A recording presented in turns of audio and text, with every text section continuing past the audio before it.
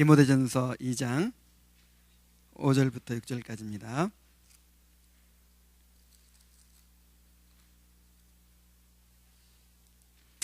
함께 읽겠습니다.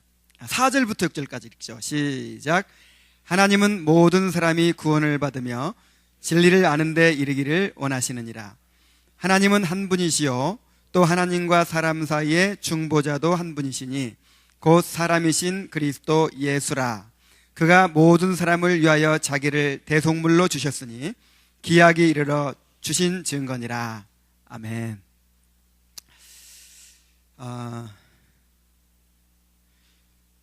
우리 지난 시간까지 어떤 것을 공부했습니까? 먼저 인간의 이 타락한 인간의 상태에 대해서 우리가 살펴봤었죠. 타락한 인간의 상태를 딱 두 단어로 어떻게 요약할 수 있죠? 죄와 비참. 죄는 뭐예요? 죄책과 그 다음에 원의의 상실과 그 다음에 상품의 오염이라고 했습니다. 그 죄의 결과로 나타난 비참의 상태는 뭐예요? 하나님과의 교제가 단절되고 또 이 현세를 살아가는 동안 이 고통을 겪게 되고 그 다음에 육체적인 죽음이 있고 죽음으로 끝나는 것이 아니라 죽음 이후에 당하게 되는 영원한 지옥의 형벌을 우리가 이야기했죠. 이것은 이 하나님의 공의에 의해서 당연하게 마땅히 받아야 될 그런 대가예요. 그래서 예수천당 불신지옥이 아니라 그랬죠. 예수님 안 믿어서 지옥 가는 것이 아니고 원래 이미 지옥 가게 돼 있는 거예요. 이렇게 죄의 결과로 인해서 영원한 멸망의 형벌을 받는 것이 너무나도 당연하고 또 이것이 하나님의 공의의 성취가 되는 것이고 이 하나님의 거룩하심과 공의를 드러내는 그런 일이 되는 것입니다. 그런데 사랑의 하나님께서 우리를 긍휼히 여기셔서 인간을 죄 가운데 멸망하도록 버려두지 아니하시고 구속자를 보내서 인간을 죄에서 구속해 주시겠다 이렇게 언약을 주셨어요. 자, 이 언약이 무슨 언약? 은혜 언약이죠. 이 은혜 언약을 언제 주셨어요?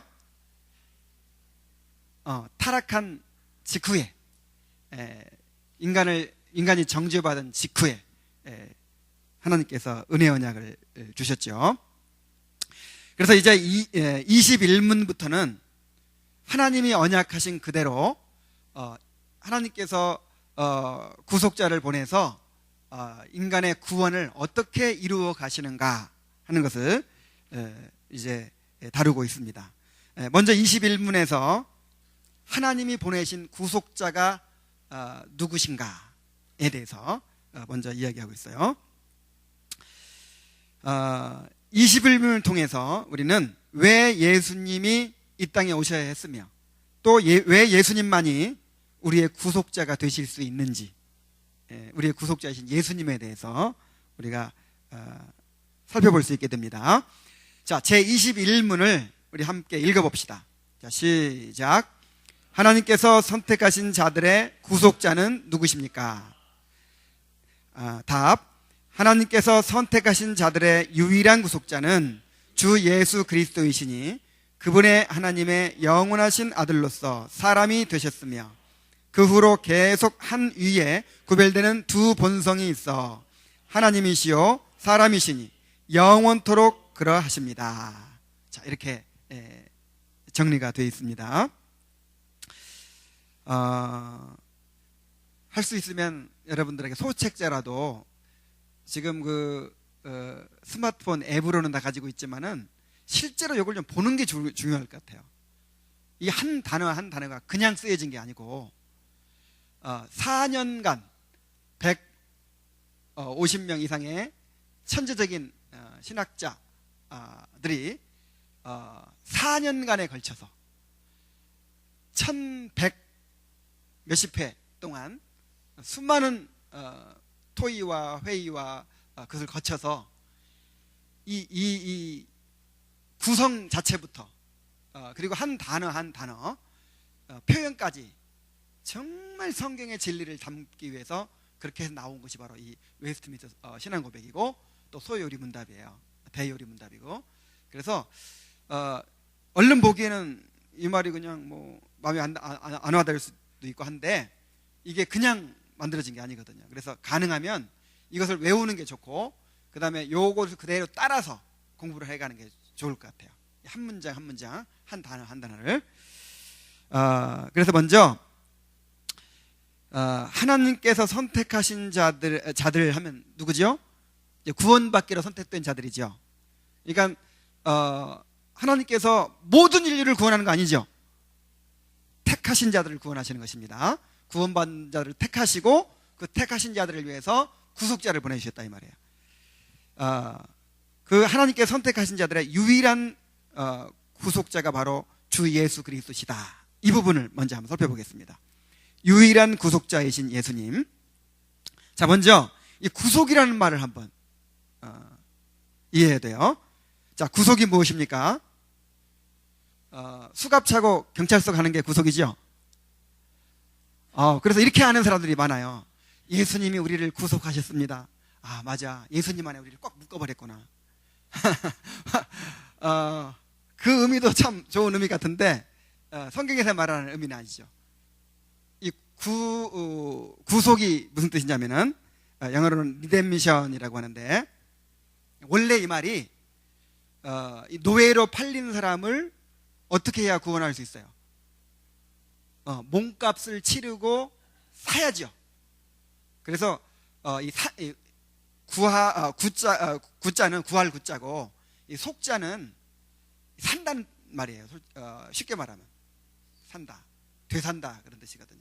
그래서 뭔가 값을 치르고 이렇게 사는 것을 말하는데, 이제 노예를 구해주기 위해서 노예의 몸값을 치르고 다시 사는 거, 그것을 구속이라 그랬어요. 그래서 구속과 비슷한 말로는 어떤 말이냐면 속량이 있어요. 속량이라는 말 들어봤죠? 그 속량은 무슨 말이냐면 이 되산다 그 뜻이에요. 값을 치르고 되산다. 그리고 예수님이 우리의 속전이 되셨다, 그런 말도 들어봤죠. 속전은 뭡니까? 이렇게 되사는데 값을 치르고 구해내는데 들어가는 그 값을 가리켜서 속전이라 그래요. 자, 우리를 구하는데 속전이 얼마 들었어요? 예수님이 들었죠. 예수님이라는 값이 들었죠.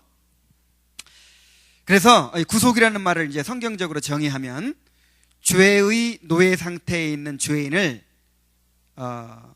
그 죄값을 대신 치르고 해방시켜 주시는 것을 말합니다. 그런데 예수님만이 죄인들의 유일한 구속자가 되신다 하는 거예요. 왜 예수님만 믿어야 구원받을 수 있나? 기독교는 너무 배타적이다, 독선적이다, 이런 말을 많이 듣죠. 로마 시대에 많은 종교들이 있었어요. 그런데 핍박받은 종교는 기독교밖에 없어. 왜 핍박을 받았을까? 다른 종교들은 서로 인정해요. 너는 제우스 신 믿냐? 나는 뭐 다이아나 여신 믿는데, 뭐 이렇게 다 상관이 없어요. 그냥 너도 인정하고 나도 인정하고. 근데 이 십자가에 달린 젊은 하나님은 아무도 인정을 안 하는 거야. 나 외에는 길이 없다는 거야. 나 말고는 누구도 구원의 길이 되지 않는다는 거야. 어떤 길은 어떤 길은 바르게 보이지만 필경은 사망의 길이다. 이렇게 성경은 주장하고 있어요. 사람들이 찾아낸 구원의 길들 모두가 다 사망의 길이라는 거예요. 오직 예수만 믿어야 구원받는다는 거예요. 예수님만이 하나님이시고 예수님만이 길이 되신다는 거예요. 아무도 인정 안 하는 거야. 그러니까 기독교만 핍박을 받았어요. 오늘날에도 이 다원주의라는 게 있죠. 다원주의. 다원주의가 뭐예요? 다원주의가 바로 이런 것입니다. 나는 예수님을 믿는다. 예수님을 믿어야 구원받는다고 생각한다. 이것은 내 확신이고 내 믿음이다. 그렇지만 나는 다른 종교도 존중한다. 다른 종교에도 구원이 있다고 믿는다. 너무 아량이 넓죠? 너무 포용적이죠? 훌륭하게 보이죠? 나는 이런 사람 구원받지 못했다고 생각해요. 예수님에 대해서 우리가 배우게 되면 이 다원주의 신앙을 가진 사람이 과연 구원받았다고 어떻게 우리가 얘기할 수 있겠어요? 예수님만이 유일한 구속자가 되신다는 사실을 성경은 분명히 말하고 있습니다. 자, 오늘 읽었던 본문을 다시 한번 살펴보면은 하나님은 모든 사람이 구원을 받으며 진리를 아는 데 이르기를 원하시느니라. 자, 이 구절 보면은 이 보편 구원론이 맞는 것 같아요. 아니 무슨 택한 사람만 구원받냐? 여기 보니까 모든 사람이 구원받기를 원하신다고 그랬지 않느냐? 근데 문맥으로 보면은 이 모든 사람은 이 모든 계층의 사람들을 의미합니다.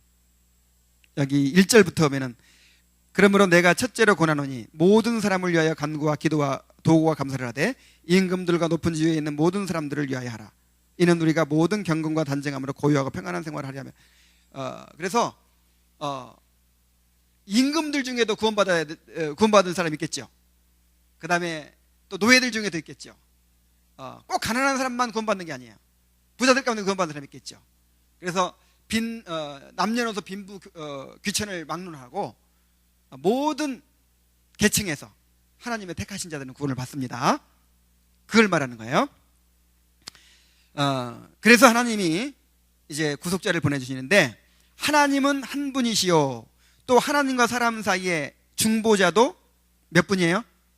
한 분. 딱 한 분밖에 없다는 거예요.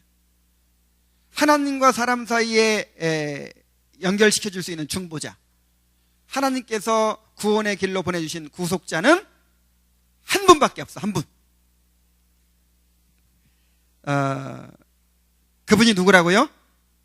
곧 사람이신 그리스도 예수라. 하나님이시면서 사람이 되신 분, 이분만 구속자가 될 수 있어. 중보자가 될 수 있어. 원래 하나님이셨는데 인성을 취하셔서 사람이 되신 분, 그래서 하나님이시면서 동시에 사람이신 분. 자, 누구밖에 없어요? 예수님밖에 없어. 부처님이 아무리 훌륭해도 사람이야. 또 누가 있어요? 마호멧 사람이죠. 누구든지 다 어떤 종교의 창시자도 다 사람이에요. 인간이에요. 그러나 예수님은 하나님이십니다. 이제 그 사실을 우리가 살펴볼 거예요. 그 다음에 그가 모든 사람을 위하여 자기를 대속물로 주셨으니, 자, 자기를 인류의 대속물로 주시는 분이 예수님 말고 누가 있어요? 그럴 자격이 있는 분, 실제로 그렇게 대속물로 주신 분이 누가 있어요? 자, 부처님이 우리를 위해서 해준 게 뭐예요? 뭐가 있죠? 이런 식으로 하면 도를 깨우친다. 너희들 이런 식으로 도를 깨우쳐라. 내 돈은 내가 닦고 네 돈은 네가 닦고. 이게 불교입니다. 그래서 누가 해야 돼요? 전부 다 내가 해야 돼. 그래서 기독교를 제외한 모든 종교를 자력 종교라 그래요. 무슨 종교? 구원을 누구 힘으로 받아? 내 힘으로. 그래서 오직 기독교만이 은혜의 종교예요. 하나님이 구원해 주시는 것입니다. 그래서 예수님만이 유일한 구속자가 되신다는 거예요. 요한복음 14장 6절에 예수님께서 이렇게 말씀하셨습니다. 내가 곧 길이요 진리요 생명이니 나로 말미암지 않고는 아버지께로 올 자가 없느니라. 그러니까 어떤 사람들은 이런 얘기를 해요. 예수님은 너무 참 선하신 분이고 좋은 분이었는데 그 예수님을 따르는 제자들이, 그리고 그 예수님을 따르는 오늘날 교인들이 이렇게 독선적이 됐다. 예수님은 모든 사람을 다 포용하고 예수 안 믿고 불교 믿는다고 해서 구원 안 해주고 그런 좀 쫀쫀한 분이 아니야. 예수님은 모든 사람들을 다 구원하려고 하는데, 오늘날 이 기독교인들이 이 독선적으로 자기들 교회만 나와야 구원받는다고 한다. 이 말이 맞아요, 틀려요? 오직 예수님을 통해서만 구원받는다고 주장한 분이 누구예요? 예수님이야. 예수님께서 그렇게 주장하셨어요. 내가 곧 길이요 진리요 생명이니 나로 말미암지 않고는 아버지께로 올 자가 있다 없다? 없다. 그래서 뭐 법정 스님도 그런 말을 하고, 모든 또 이 다원주의자들이 다 그런 얘기를 해요. 하나님은 한 분이시고 그 하나님께 이르는 길은 여러 가지다. 그래서 기독교를 통해서도 갈 수 있고 불교를 통해서 갈 수 있고 결국은 다 사랑이고 결국 하나님께 이른다. 근데 예수님은 NO! 절대 그렇지 않다. 내가 길이다. 내가 생명이다. 내가 진리다. 여기는 다 정관사가 붙어 있어요. 영어로는 the way. 이 정관사가 붙어 있는 건 뭘 말하는 거죠? 고유명사야. 유일한 그 길, 하나님께서 정하신 구원의 길, 구원의 생명, 구원의 진리라는 거야. 여러 길 중에 하나가 아니라 그 유일한 길이라는 거야. 내가 곧 길이요 진리요 생명이니 나로 말미암지 않고는 아버지께로 갈 수가 있다 없다? 없다. 이게 예수님께서 하신 말씀이에요. 그리고 예수님의 제자들도 그렇게 주장했습니다. 사도행전 4장 12절에 다른 이로서는 구원을 받을 수 없나니 천하 사람 중에 구원을 받을 만한 다른 이름을 우리에게 주신 일이 없느니라. 그래서 여러분, 이것에 대해서 정말 정확해야 됩니다. 큰 교회, 한국 최대 교회 목사님이라고 하는 분이 불교에 가가지고 초청받아서 강연을 하면서 이제 그런 얘기를 하는 거예요. 우리 구원의 길은 여러 가지다. 여기에도 구원의 길이 있고 여기도 구원이 있다고 믿는다. 거기 가서 이제 그 사람 마음에 들게 하려고 했는지 모르겠지만 그 사람들과 원수를 지는 한이 있어도 진리는 타협할 수 있어요, 없어요? 없어요. 예수님 외에는 구원이 없습니다. 아무리 훌륭한 사람이라도 예수님 외에 구원이 있다고 한다면 이 사람들은 우리가 인정할 수 없어요. 그래서 나는 다원주의를 주장하는 사람들, 오늘날 다원주의적인 생각을 가진 사람들이 많아지고 있어요. 이 사람들은 나는 과연 그 사람들이 복음을 아는 사람인가? 아니, 복음을 알면, 예수님을 알면 그런 주장할 수 있어요, 없어요? 없어요. 나는 절대로 그런 사람들이 구원받은 사람이라고 생각지 않아요. 내 개인적으로 그렇게 생각해요.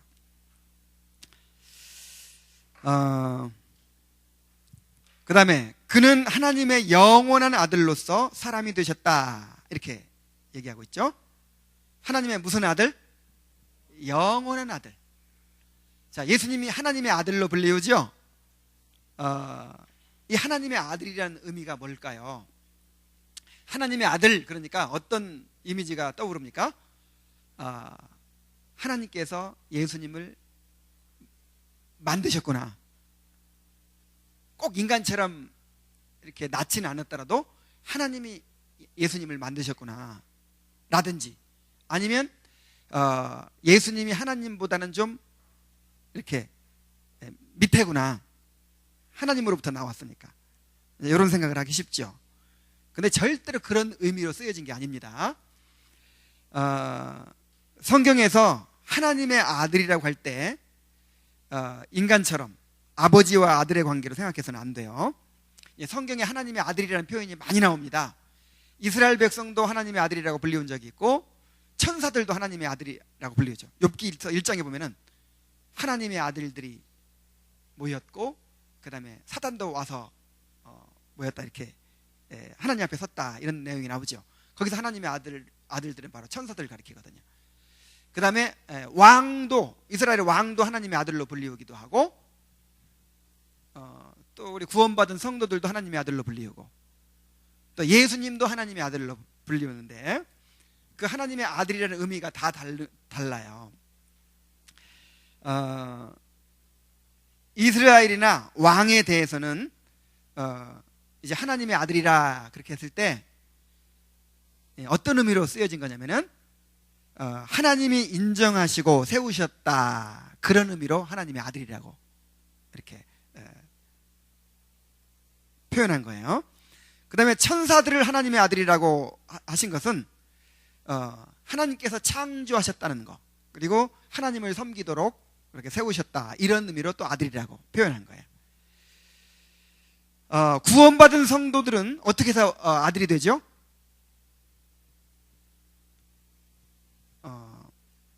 거듭남을 통해서 예수님 안에서 하나님의 아들로 입적되는 거예요. 그래서 그를 가리켜서 양자 이렇게 표현하죠. 우리는 뭐가 됐어요? 양자, 하나님의 아들로 입적이 된 겁니다. 그러면 예수님을 하나님의 아들이라고 표현한 것은 왜 어떤 의미냐? 예수님은 영원한 출생을 통하여 하나님의 아들이 되신 거예요. 시편 2장 7절에 보면은 여호와께서 내게 이르시되 너는 내 아들이라 오늘날 내가 너를 낳았도다 그랬어요. 이게 무슨 의미냐면, 내가 너를 낳았다, 이 말은 인간처럼 낳았다는 말이 아니고 성부, 성자, 성령 삼위가 계시죠. 근데 항상 누가 제일 먼저예요? 성부가 맨 먼저 나오고, 그 다음에 성자가 나오고 성령이 나와요. 요거는 높고 낮음의 순서가 아닙니다. 이거는 이 삼위 하나님의 어떤 질서와 어떤 이 논리적인 순서이지 이 높고 낮음의 순서가 아니에요. 그래서 삼위 하나님 중에서 하나님을 드러내고, 하나님께 보내심을 받아서 하나님을 드러내고 하나님을 계시하는 그런 역할을 하시는 분이 누구냐면 성자 하나님이에요.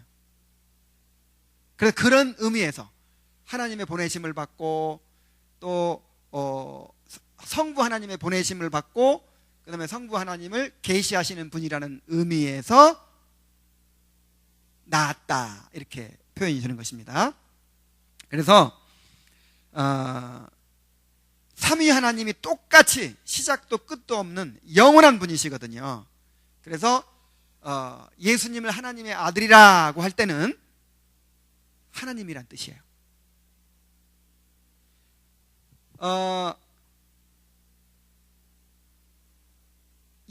하나님의 아들이면 그 아들도 누구예요? 하나님의 신성을 가진 거예요. 우리를 하나님의 아들이라고 할 때와 다르다, 이 말이에요.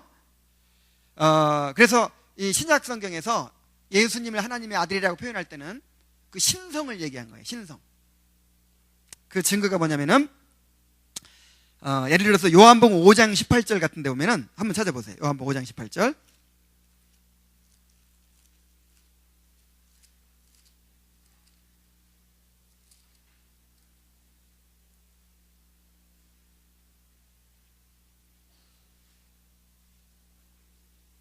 (17절) (18절입니다) 예수께서 그들에게 이르시되 내 아버지께서 이제까지 일하시니 나도 일한다 하시매 유대인들이 이로 말미암아 더욱 예수를 죽이고자 하니 이는 안식일을 범할 뿐만 아니라 하나님을 자기의 친아버지라 하여 자기를 하나님과 무엇으로? 동등으로 삼으심일러라. 그러니까 자기를 하나님의 아들이라고 주장하는 것이 곧 자기를 누구라고 주장하는 거예요? 하나님이라고 주장한다고 그렇게 이제 유대인들을 본 거예요. 그래서 재판 받을 때 이러잖아요. 네가 하나님의 아들 그리스도냐? 그러니까 예수님이 뭐라 그래요? 네가 말하였느니라. 네 말이 맞다. 그러니까 갑자기 옷을 찢지요. 참남하도다. 참남이 뭐냐면 신성모독이라는 거예요. 그러니까 내가 하나님의 아들이다, 이 말은 내가 하나님이다, 그 주장이라, 이 말이에요. 아시겠습니까? 그래서 예수님께서 무슨 죄로 돌아가신 줄 알아요? 신성모독죄로 돌아가신 거예요. 자기를 하나님이라고 하니까, 하나님과 자기를 동등하다고 하니까. 그래서 예수님이 내가 하나님의 아들이다, 이 말은 내가 하나님이다, 그 뜻이에요. 우리가 생각하는, 유대인들도 그렇게 알아들었고 예수님도 그렇게 주장한 거예요. 우리가 생각하는 아버지보다 아들이 못하고 이런 차원이 아니라는 거예요. 그 역할 차이지, 역할 차이. 그러니까 성부 하나님이 성자 하나님을 보내시죠. 또 성자 하나님이 누구를 보내시죠? 성령 하나님을 보내시죠. 이런 역할 차이지, 실제로 이렇게 높고 낮음 차이나 실제로 이렇게 태어나고 막 이런 게 아니라 이 말이죠. 그래서 신약 성경에서 하나님의 아들이라는 표현, 예수님을 하나님의 아들이라고 했을 때 이것은 하나님이라는 뜻이다 하는 거예요. 예수님은 완전한 하나님이십니다. 자, 그것을 성경적으로 좀 증명해 보자면, 일단 예수님은 하나님으로 불리우셨어요. 요한복음 1장 1절에 태초에 말씀이 계시니라. 이 말씀이 하나님과 함께 계셨으니 이 말씀은 곧 하나님이시니라. 이 태초에 하나님과 함께 계셨던 말씀, 로고스, 이 로고스가, 이 말씀이 누구셨다? 하나님이시니라. 예수님이 하나님으로 불리우는 거예요. 이사야 9장 6절 말씀 한번 볼까요? 구약에서도 마찬가지예요. 이사야 9장 6절. 여호와 증인들 만나면 이런 구절을 가지고 예수님이 하나님이신 것을 증거해 주세요.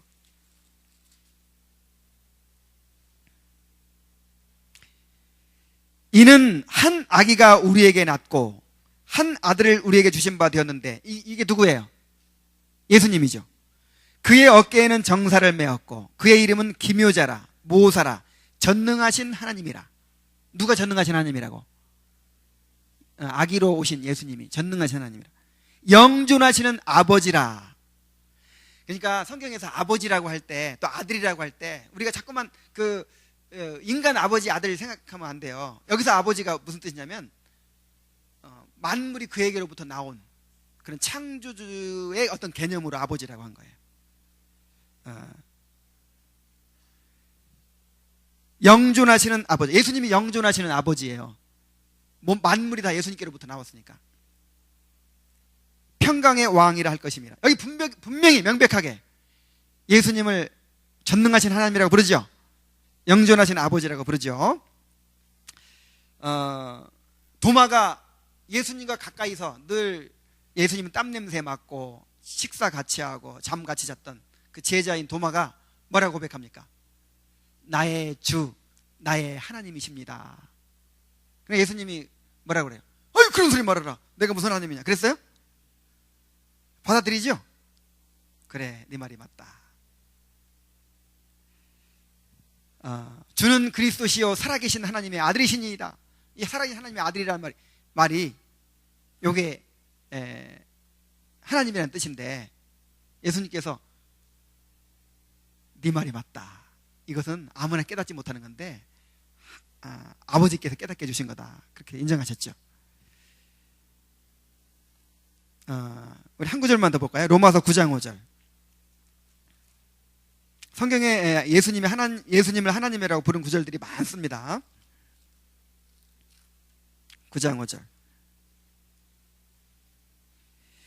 조상들도 그들의 것이요 육신으로 하면 그리스도가 그들에게서 나셨으니 그는, 바로 그리스도는 만물 위에 계셔서 세세토록 찬양을 받으실 누구니라?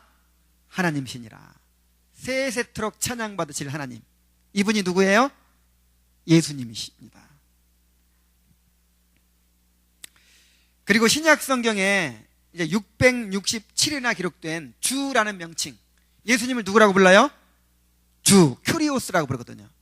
헬라어로 큐리오스라고 하는데 주. 예수님을 누구라고 부른다고? 주님, 이렇게 부르죠. 근데 이 주라는 말이 무슨 말이냐면 구약의 여호와라는 명칭을 번역한 말이에요. 자, 신약 성경에 여호와라는 명칭이 있어요, 없어요? 없죠. 대신 뭐라고 다 바꿨냐면 이 유대인 학자들이, 유대인들은 하나님의 이름을 함부로 부르는 것을 두려워했어요.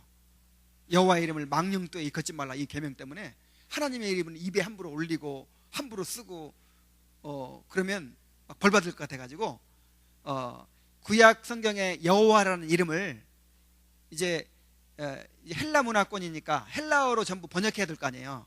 그 히브리어로 된 성경을, 구약 성경을 헬라어로 번역해야죠.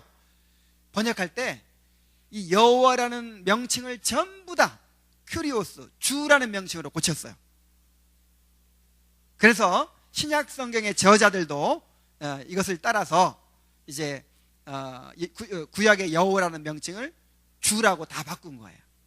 그래서 신약 성경에 667에 나와 있는 이 주라는 명칭이 뭐라고요?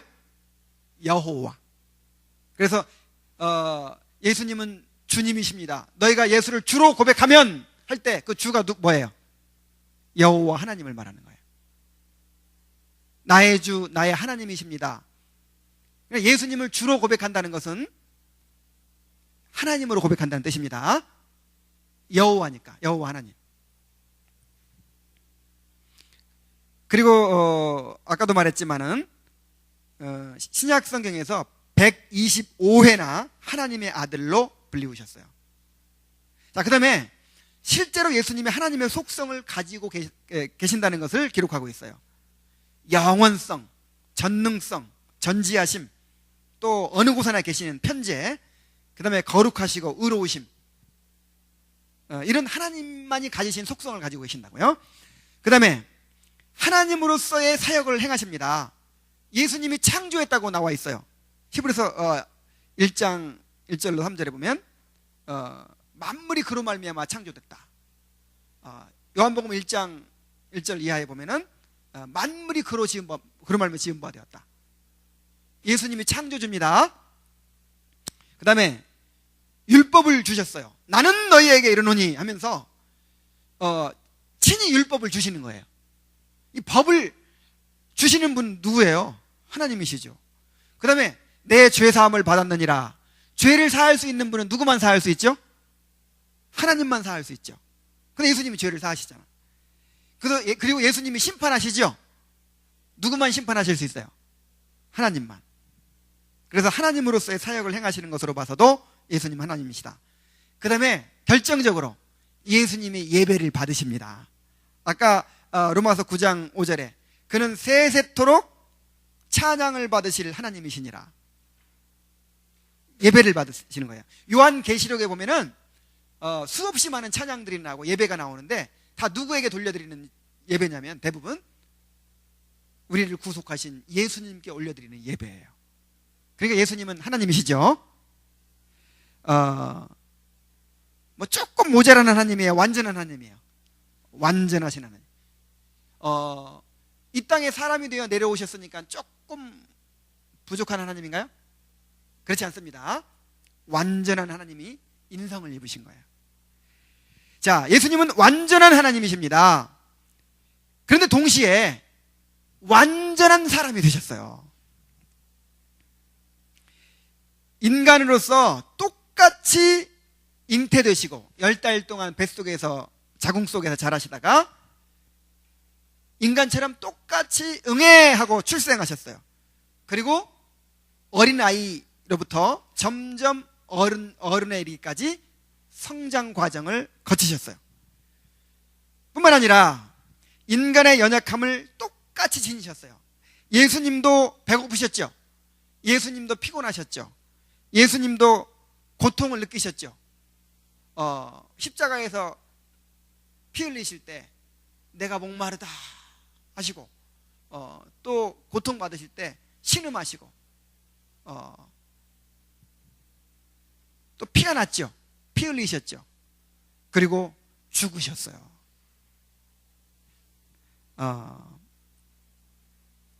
예수님도 마귀에게 시험 받으셨죠. 우리 인간과 똑같이 시험 받으셨어요. 예수님도 하나님께 기도하셨죠.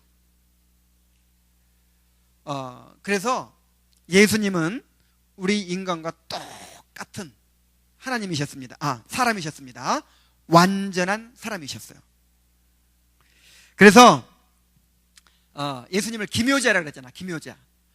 정말 신비한 분. 얼마나 신비합니까? 예수님은 완전한 하나님이시면서 또 완전한 사람이세요. 그럼 도대체 그 인격이 어떻게 되는 걸까? 예수님은 두 인격이에요, 한 인격이에요?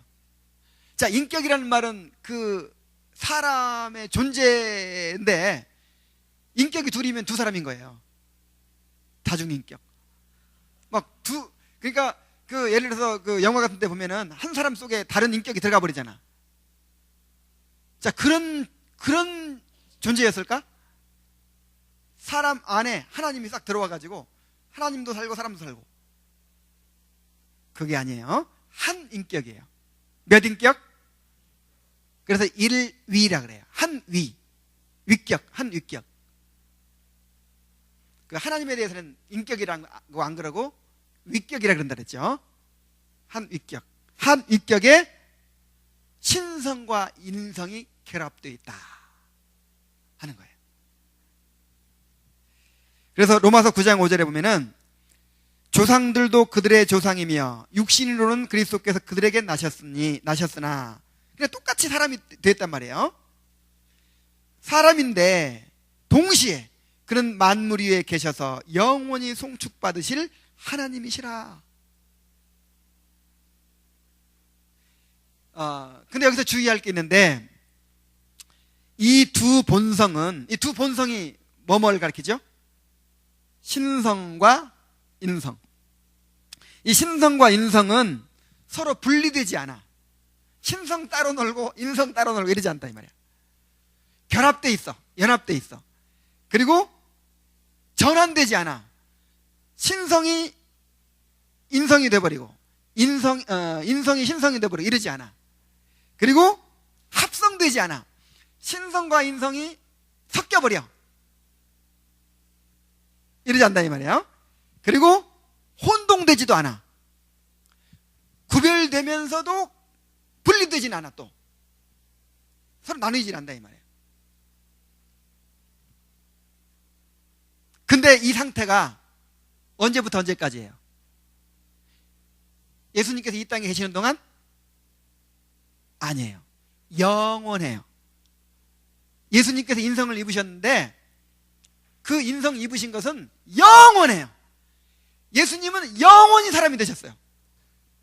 영원히 하나님이시면서 사람이십니다.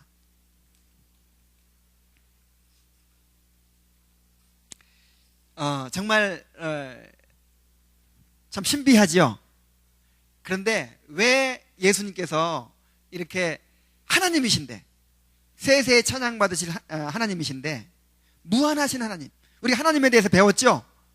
그 하나님이 영이시고 무한하시고 전능하시고 전지하시고 온 우주 가운데 안 계신 곳이 없는 그런 크신 분인데, 그런 거룩하시고 공의로우신 하나님이신데 그 하나님이 우리 인성을 입으시고 영원히 또 사람이 되셨다 이 말이에요. 왜 꼭 그렇게 해야만 했을까요? 이것이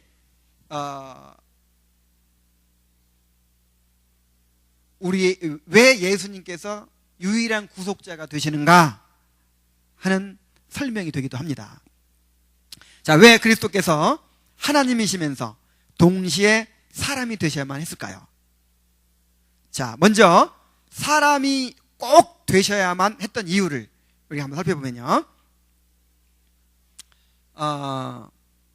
아담처럼 우리의 대표자가 되셔서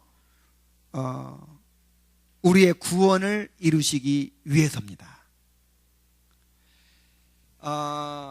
아담이 우리의 대표자였죠. 아담이 인류의 대표자가 되어서 하나님과 언약을 맺었는데 언약을 이루었어요? 실패했어요. 그래서 온 인류가 아담의 범죄에 함께 참여해서 함께 죄인이 되고 함께 사망에 이르렀어요. 그래서 아담은 인류의 대표자인데 실패한 대표자가 됐어요. 그래서 이제 그 아담의 역할을 대신하시기 위해 오신 거예요. 예수님이 인류의 대표자가 되시려면 누가 돼야 돼요? 사람이 돼야지. 그래서 예수님을 마지막 아담 이렇게 부르는 거예요. 고린도서 15장에서 둘째 아담. 그래서 맨 첫 번째 대표자는 실패했죠. 그래서 두 번째 대표자로 이제 오신 거예요, 예수님이. 그래서 아담의 위치에서 이제 온 인류의 대표자가 돼서 이제 행위 언약을 이제 이루시는 거죠. 아담이 실패했던 그것을 예수님께서 이루시는 것이죠. 우리 죄를 대속하시고 우리 대신 하나님의 진노를 받아서 고난받고 죽으셔야 되잖아요. 자, 다시 아담 한 사람 때문에 우리가 죄인이 되고 사망에 이르렀죠. 그러면 죄와 사망, 죄와 비참, 이 두 가지가 문제잖아요. 이 상태에서 우리를 구원하려면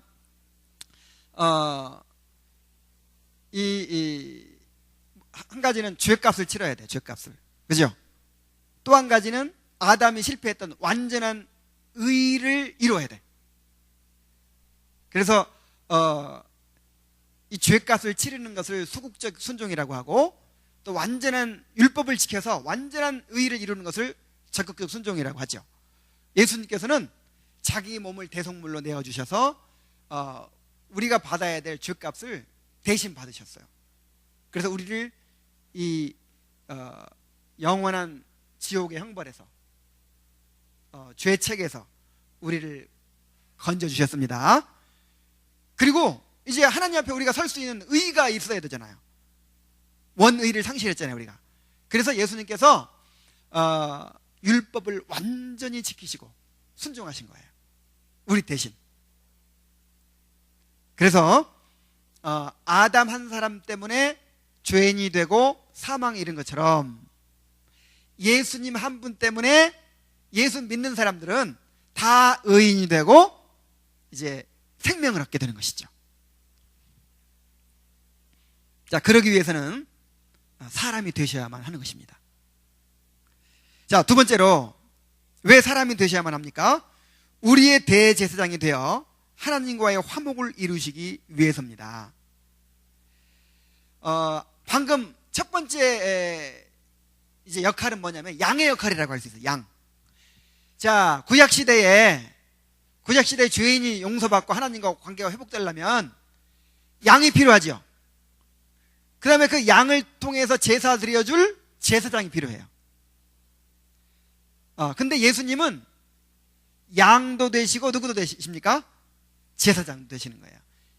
그래서 자기 몸으로 양 역할을 하고, 그 다음에 이제 그 양을 잡아가지고 양의 피를 가지고 성소에 들어가서 이제 그 법궤에 뿌리고 하나님의 진노를 만족시키는 그 역할을 누가 해야 되냐면 제사장이 해야 되거든요. 예수님께서 제사장이 되시려면 제사장은 인간의 대표자거든요. 사람 앞에서 사람을 대표해가지고 하나님 앞에 서서 사람을 중보하는 역할이 제사장이거든요. 그러려면 예수님이 사람이 되셔야 하는 거예요. 그래서 히브리서 2장 17절로 18절 한번 찾아봅시다. 히브리서 2장 17절로 18절.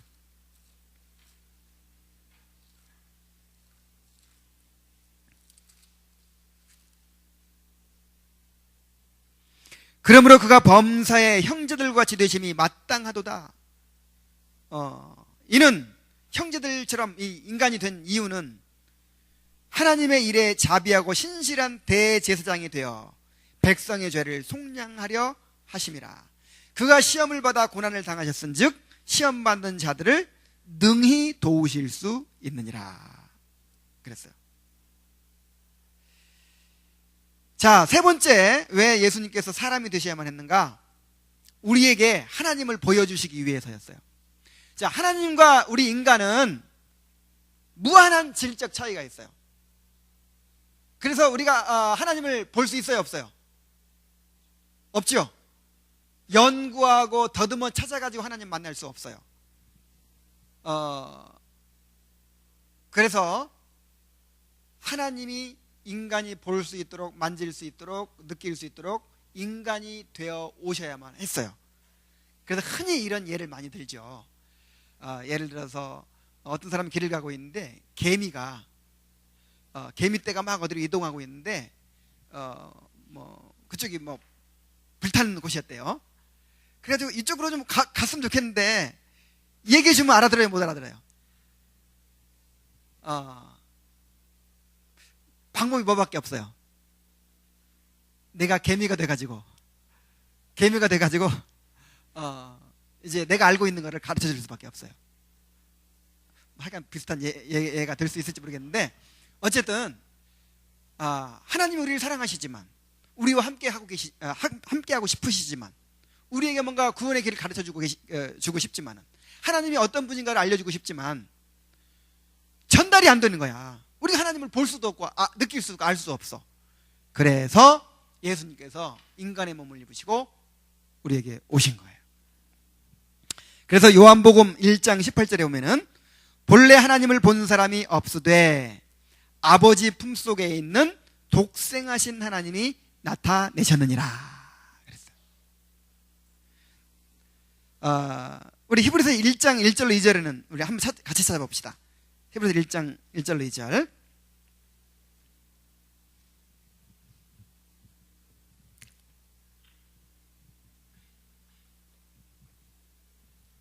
우리 함께 한번 읽어보겠습니다. 1장 1절부터 3절까지. 자, 시작. 옛적의 선지자들을 통하여 여러 부분과 여러 모양으로 우리 조상들에게 말씀하신 하나님. 이걸 뭐라고 그래요? 계시라고 합니다. 계시. 그러니까 하나님께서 선지자들을 통해서 계시를 주셨죠. 계시가 뭐예요? 열어서 보여준다.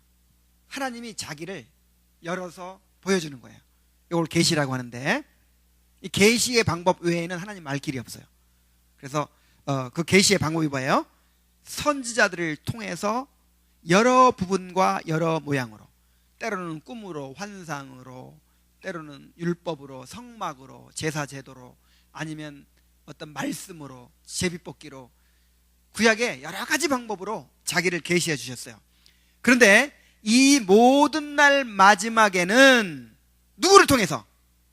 아들을 통하여 우리에게 말씀하셨으니. 그러니까 하나님의 최종적인 계시, 완전한 계시는 누구예요? 예수님이십니다. 구약시대에 제사 제도를 통해서, 성막 제도를 통해서, 아니면 선지자들의 말씀을 통해서 이게 부분적으로 이 모양으로 저 모양으로 하나님이 계속 계시를 주시다가 나중에는 결정적으로 누구를 보내셨어요? 예수님, 하나님 자신이신 예수님을 인간의 몸으로 보내신 거예요. 그래서 예수님 자신이 특별 계시입니다. 하나님의 계시예요. 그래서 빌립이 예수님, 하나님을 우리에게 보여주세요. 그러니까 예수님 뭐라 그랬어요? 빌립아, 내가 너하고 이렇게 오랫동안 같이 지냈는데 왜 나한테 하나님을 보이라고 하느냐? 나를 본 자는 누구를 본 것이다? 하나님을 본 것이다. 여러분, 태양을 직접 바라볼 수 있을까요? 없을까요? 태양을 직접 바라보면 어떻게 되는지 아세요? 이 시신경, 이 눈의 기능이요, 파괴된대요. 그래서 태양을 바라보려면 특수 안경을 쓰고 그렇게 바라봐야 돼요. 우리가 하나님을 직접 바라볼 수 있어요, 없어요? 없어요. 그래서 예수님을 통하지 않고 하나님을 알려고 하는 모든 시도는 태양을 바라보려고 하는 것만큼이나 무모한 짓이에요. 인간은 직접 하나님을 바라볼 수가 없어. 예수님을 통하지 않고서는 하나님을 제대로 알 수 있어요, 없어요? 없어요. 그래서 예수님을 통하지 않고 하나님을 알려고 하는 사람들이 많이 있죠. 유대교가 누구 믿어요? 하나님 믿어요. 하나님을 열심히 믿어요, 대충 믿어요? 열심히 잘 믿죠. 근데 누구를 통해서 믿으려고 하지 않아? 예수님을 통하지 않고 하나님을 믿으려고 하니까 하나님을 제대로 알아요, 몰라요? 몰라요. 이슬람에서 믿는 신이 누구예요? 그 알라 신이 바로 여호와 하나님과 똑같은 신이에요. 하나님을 믿는 거예요, 거기도. 근데 예수님을 통해서 믿으려고 하지 않아. 그래서 잘못되는 거예요. 그래서 세계 최대 장로교회 어떤 목사님은 설교 시간마다 이렇게 얘기하거든요. 유대인들이 유일신 신앙, 그 신명기에 나오는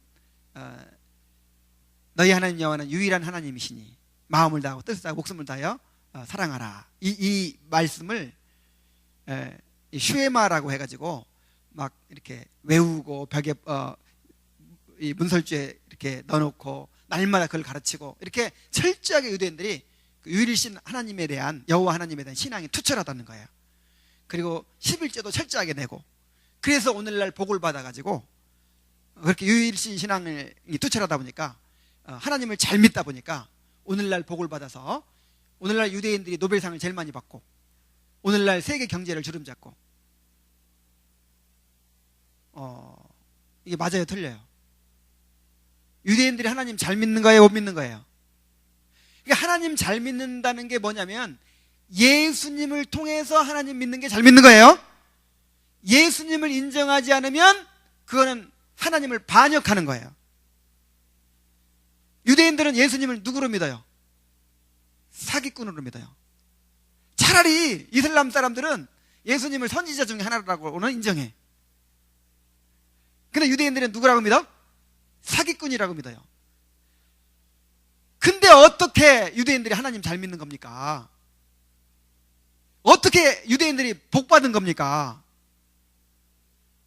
유대인들이 복 받은 사람들이에요, 저주 받은 사람들이에요? 저주 받았죠. 예수님을 십자가 못 박으면서 이 죄를 우리와 우리 자손에게 돌리소서 그랬잖아요. 그래가지고 하나님의 심판을 받아서 온 세계에 다 흩어져 버리고 그렇게 사는 거잖아요. 그래서 지금 경제적으로 좀 부자들 되고 그 다음에 세계 미국 정계를 주름잡고 한다고 그게 복 받은 거예요? 정말 이거는 정말 그 사람이 아무리 세계 최대의 장로교회 목사지만은 아무리 사람들이 존경하는 목회자라고 하지만 그런 주장하는 거는 모독이에요. 예수님께 대한 모독. 그러면 예수님의 십자가를 완전히 이거는 개죽음으로 만들어버리는 거야. 예수님 아니라도 하나님 잘 믿을 수 있는 거예요?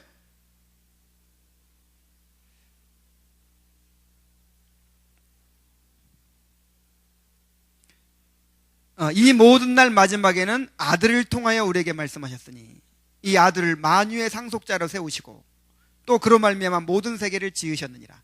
이는 하나님의 영광의 광채시요 그 본체의 형상이시라. 그의 능력의 말씀으로 만물을 붙드시며 죄를 정결케 하는 일을 하시고 높은 곳에 계신 지극히 크신 이의 우편에 앉으셨느니라. 예수님이 하나님의 영광의 광채시고 그 본체의 형상이십니다.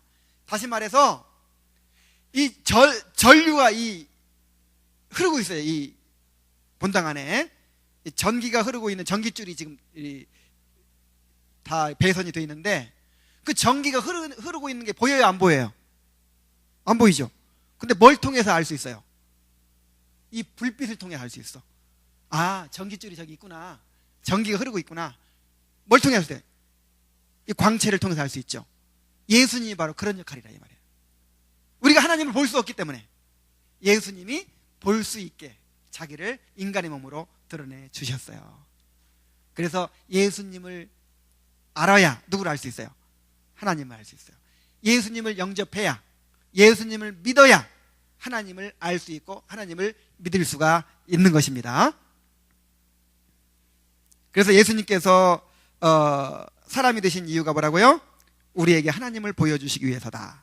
그 다음에 네 번째로는 예수님께서 사람이 되신 이유는요, 우리의 연약함을 이해하고 도우실 수 있기 위해서예요. 친히 우리 인간의 모든 고통과 아픔을 다 겪으시고 우리를 위로하시고 우리를 도와주시고 우리의 친구가 되셔서 실제로 도와주시기 위해서 사람이 되셨어요. 히브리서 4장 15절에 우리에게 있는 대제사장은 우리의 연약함을 동정하지 못하실 리가 아니요 모든 일에 우리와 똑같이 시험을 받으시니로되 죄는 없으시니라. 그러니까 예수님은 이런 이야기가 있어요. 이제 어떤 선교사가 이 한센 그 무슨 병이라고 그러지? 옛날에 문둥병이라고 하는 한센병이라고 하죠. 이제 한센병이라고 불러야 됩니다. 한센병 환자들만 이렇게 수용되어 있는 그런 섬으로 가서 이제 전도를 하는 거예요. 근데 당신이 우리 같은 사람들의 심정을 어떻게 아냐? 그러면서 마음을 안 여는 거예요. 그래가지고 너무 괴로워한 나머지 자기의 그 사람들을 향한 사랑을 보여주고 싶어서 그 사람들의 피를 자기한테 수혈했어요. 그래가지고 스스로 한센병이 걸린 거예요. 같은 처지가 돼가지고 이렇게 이제 전도를 하는 거예요. 그러니까 이 사람들이 마음을 열고 받아들였다는 거예요. 실제로 같이 겪어보지 않으면 잘 알 수 있어요, 없어요? 물론 지식적으로는 알겠지. 그러나 실제로 같이 경험해 본 거하고는 같을 수가 없겠죠. 그런데 예수님은 우리와 똑같은 사람이 되셔서 배고픔을 겪으셨어요. 또 피곤함을 겪으셨어요. 또 고통을 겪으셨어요. 우리의 외로움을 겪으셨어요. 또 버림받음을 겪으셨어요. 우리가 경험한 모든 고통과 어려움들을 예수님께서 다 겪어보셨어요. 그래서 우리가 지금 21세기 이 환경 속에서 학교 다니고 또 직장에 다니고 그 다음에 사람들과 관계 맺고 살면서 또 질병을 앓고 사고를 당하고 참 이런 환경 속에 살면서 얼마나 신앙을 지키는 것이 어려운지, 얼마나 때때로 외로운지, 얼마나 고통스러운지, 얼마나 막막하고 두려운지 예수님은 다 아십니다. 그래서 뭐라고 그랬어요? 우리에게 있는 대제사장은 우리의 연약함을 동정하지 못하실 리가 아니요 우리와 모든 일에 한결같이 시험을 받으신 자다 그랬어요. 그래서 우리가 주님을 힘입어서 담대하게 하나님 앞에 나아갈 수가 있는 것입니다. 그래서 여러분, 이건 뭐 영적인 문제도 아니고 이것은 뭐 큰 문제도 아니고 이까지는 일을 가지고 하나님이 관심을 가져주실까? 천만에요. 여러분의 문제가 어떤 것이든 간에 하나님께서 관심 가지시고 우리 주님께서 여러분들을 동정해 주십니다. 이해하고 도와주십니다.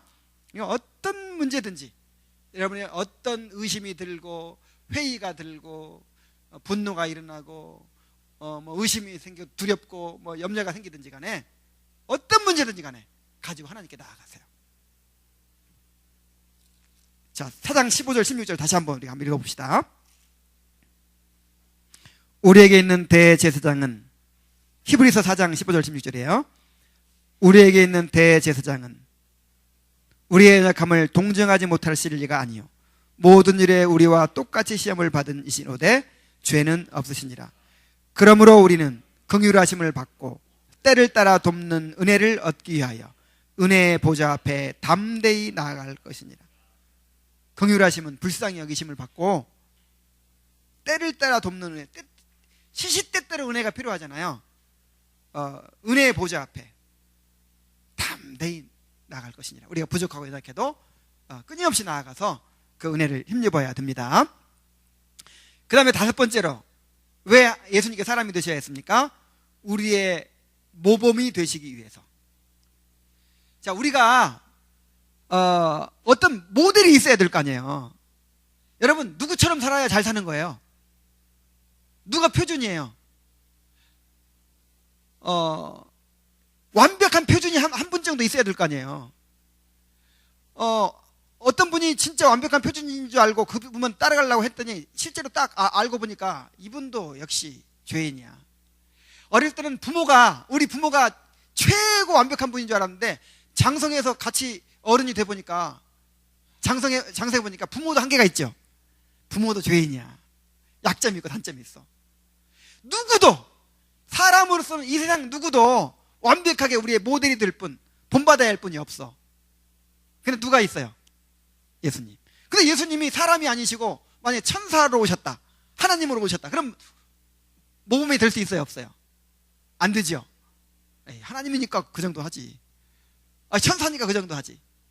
근데 예수님은 완전한 사람으로 오셨기 때문에 예수님이 우리의 모범이 되시는 것입니다.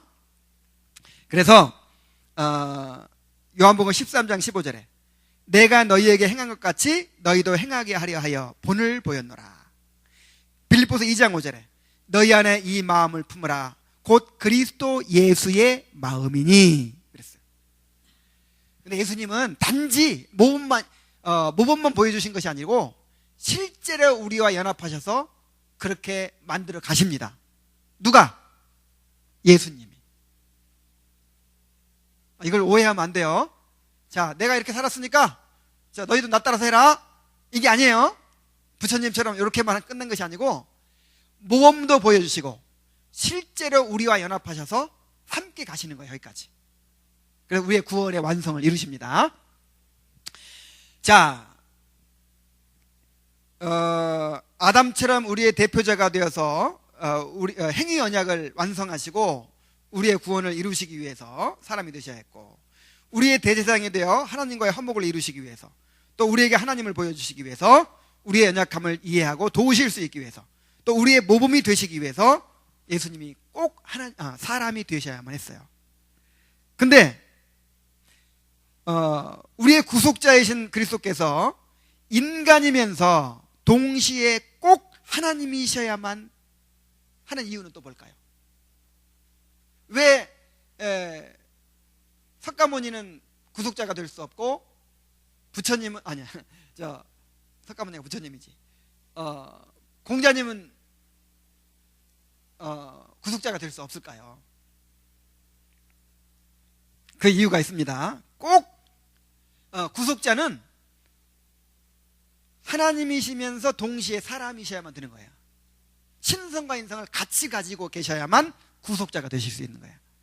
자, 그 이유가 뭐냐면은, 첫 번째 이유는 온 인류의 죄를 대속하는 제물이 되셔야 했기 때문에. 여러분, 예수님 한 분이 제물이 되심으로 온 인류가 구속을 받죠. 그리고 예수님 목숨 하나로 몇 명이 사는 거야? 하나님이 택한 수많은 사람들이 구원받는 거죠. 그럼 그 목숨이 그냥 보통 한 사람의 목숨이라면 몇 명 구원할 수 있어? 한 명 구원하겠지. 예수님의 목숨은요, 하나님의 목숨이에요. 자, 예수님의 인격이 몇 인격이라고?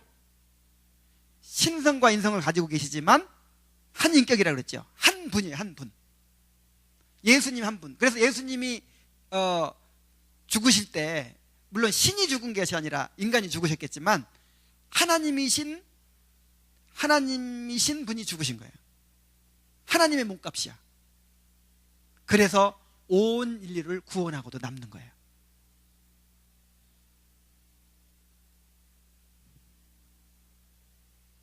두 번째로, 하나님의 진노의 잔을 견뎌내실 수 있기 위해서. 여러분, 한 인간이 단지 인간일 뿐이라면 그 무서운 진노, 하나님의 저주를 이겨낼 수 있어요, 없어요? 없죠. 그거를 견뎌낼 수가 없죠. 예수님이 하나님이셨기 때문에 하나님이신 예수님이 인성으로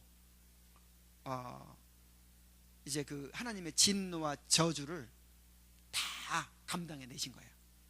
그리고 죽음을 이기시고 부활하신 거예요. 하나님이 아니면 이 일이 가능해요, 불가능해요?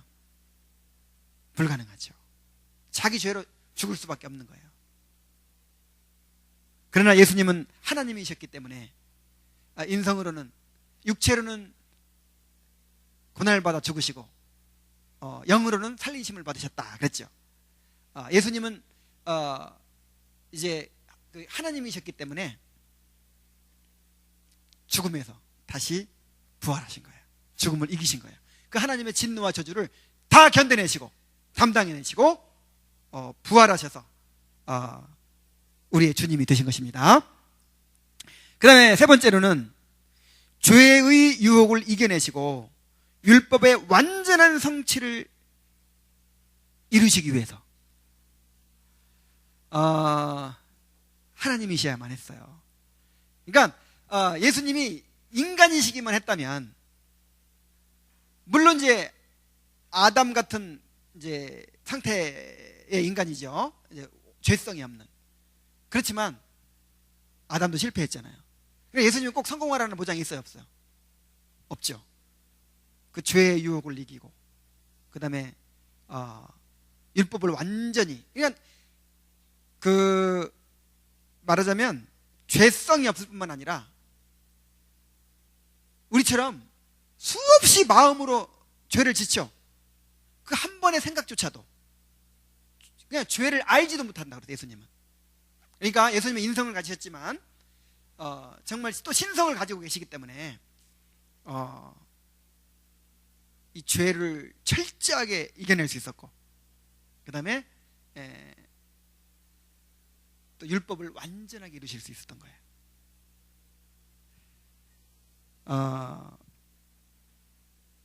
그리고 네 번째로는 영원토록 우리의 중보자가 되시기 위해서였어요.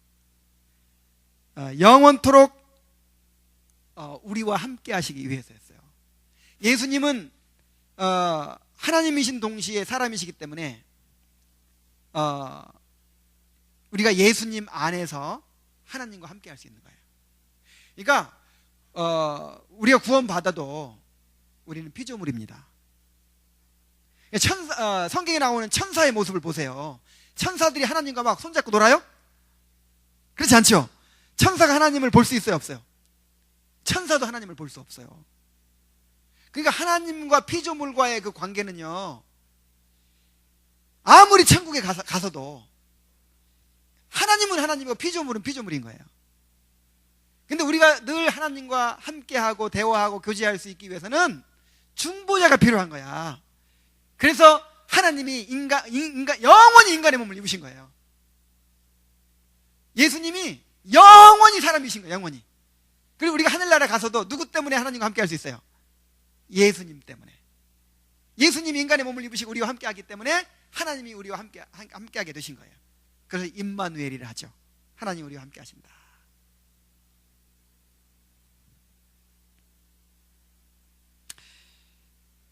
그래서 예수님이 하나님이시면서 동시에 사람이셔야만 했던 것입니다. 그리고 예수님만이 하나님이시면서 사람이시기 때문에 예수님만이 유일한 구속자가 되실 수가 있는 것입니다. 예수님 자신이 우리의 구원이 되시는 거예요. 그러니까 우리가 불교에서 부처님 믿는 것처럼 나는 부처님 믿어, 그런 것처럼 예수님 믿는 게 아닙니다. 불교 사람들이 부처님 믿는다 할 때는 무슨 뜻이냐면 부처님의 교훈을 따르고 부처님의 모범을 따르고 부처님이 가신 길을 간다, 그 뜻이에요. 부처님과 내가 하나가 아니죠. 근데 우리가 예수님 믿는다 하는 말은 내가 예수님 안에 들어가서 예수님과 연합을 이룬다, 그 뜻이에요. 그래서 예수님이 이루신 구원이 다 나에게로 전가되는 거예요. 우리가 아담 안에 있을 때 아담의 죄와 사망이 우리에게 전가되었듯이 우리가 예수님 안에 들어감으로써 예수님이 이루신 구원이 우리한테 전가되는 거예요. 자, 다르죠? 우리 예수님과 하나 되는 겁니다. 그래서 예수님이 의롭게 사신 것이 나의 의의가 되고 예수님이 십자가에 달려 죽으신 것이 내 죗값이 되고, 예수님이 부활하신 것이 나의 거듭남이 되고, 예수님의 승천이 나의 높아짐이 되고, 예수님의 그 영광의 지위가 누구 것이 돼요? 내 것이 돼요. 왜냐하면 내가 예수님과 연합한 사람이 됐으니까.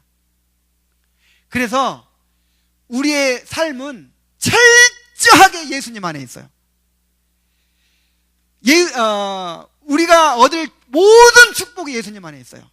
우리가 얻을 행복이 예수님 안에 있어요. 우리가 얻을 영광이 예수님 안에 있어요. 하나님께서 우리에게 주시고자 하는 모든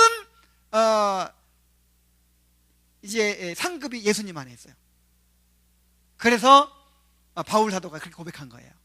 그리스도 예수를 아는 지식이 가장 고상함을 인하여 내가 그동안 내가 가치 있게 여겼던 모든 것을 배설물로 여겼다. 그래서 이제는 나의 인생의 목표가 그리스도의 고난과 부활의 참여함을 알기 위해서 내가 표대를 향하여 달려간다. 우리의 모든 구원, 우리의 모든 축복, 우리의 모든 행복 다 어디 안에 있어요? 예수님 안에 있어요. 그래서 우리가 예수님 안에 들어왔기 때문에 그걸 누리고 있는 거예요. 우리의 구원이 완성되어 가는 것도, 우리의 성화도 그 예수님과의 연합을 누림으로써 이루어지는 거예요. 그래서 우리가 예수님을 알아가야 돼요. 예수님을 알아가고 예수님과 연합을 누리고, 그 예수님이 나의 삶의 존재 의미가 되고 목적이 되고 나의 행복이 되고 내 삶의 목표가 돼야 돼요. 그래서 바울 사도처럼 그리스도 예수를 아는 지식이 가장 가치 있고 가장 나에게 큰 행복이 된다. 내가 그리스도를 아는 것이 나의 삶의 목표다. 이렇게 고백할 수 있는 그리스도의 사람들이 될 수 있기를 바랍니다. 기도하겠습니다. 우리 한 1분 동안 내가 예수님을 알게 해주세요. 내 삶의 삶이 예수님을 얼만큼 아느냐에 좌우됩니다. 예수님과 얼마나 깊이 연합하느냐에 좌우되는 거예요. 내 신앙은 예수님과 연합에 달려있는 거예요. 내가 예수님을 알기 원합니다. 예수님과 더 깊이 연합하기를 원합니다. 주님, 나를 인도하여 주옵소서. 간절히 한번 같이 기도하겠습니다. 하나님 아버지, 예수님이 우리의 유일한 구속자가 되시고 예수님 우리의 구원이 되십니다. 우리의 지혜가 되시고 의로움이 되시고 거룩함이 되시고 우리의 모든 것이 되십니다. 예수님 안에 우리의 행복이 있고 예수님 안에 우리의 생명이 있고 예수님 안에 우리의 영광이 있습니다. 주님을 더 깊이 알기를 원합니다. 주님과 더 깊은 연합을 누리기 원합니다. 오 주님, 주님을 더 사랑하기를 원합니다. 주님을 더 의지하기를 원합니다. 바울 사도 고백했던 것처럼 나는 죽고 내 안에 그리스도께 사신 그런 삶이 되게 하여 주옵소서. 예수님을 더 깊이 알고 예수님을 더 많이 사랑하고 예수님을 더 많이 의지하고 예수님으로 살아가는 우리들이 될 수 있도록 인도하여 주시옵소서.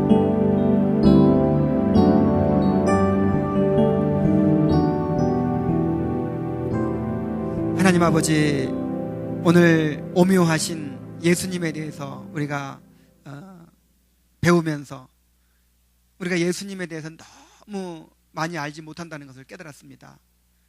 우리의 문제는 우리의 구원이 되시고 우리의 지혜가 되시고 우리의 행복이 되시고 우리의 재산이 되시고 우리의 능력이 되시고 우리의 모든 것이 되시는 예수님을 너무 모르고 또 예수님과 깊이 연합을 누리지 못하고 있는 것이라는 것을 우리가 또 한번 깨닫습니다.